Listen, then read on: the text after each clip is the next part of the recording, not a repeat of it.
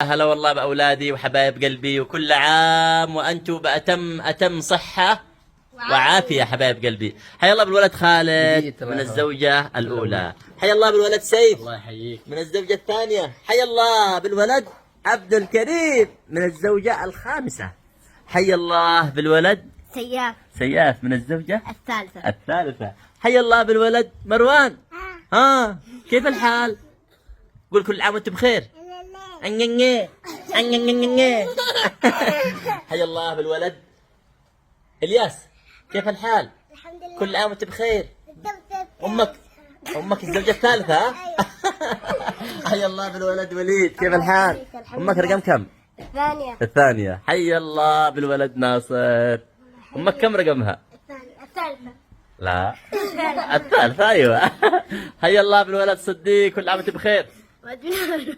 كيف وانت من اهله؟ قلت له تصبح على خير ولا كل عام وانت بخير؟ قول وانت بخير. كم رقم امك؟ ثلاثة. كيف الثالثة مش ثلاثة؟ حيا الله بالبنت الأمورة رباب، كيف الحال؟ كل عام وانت بخير.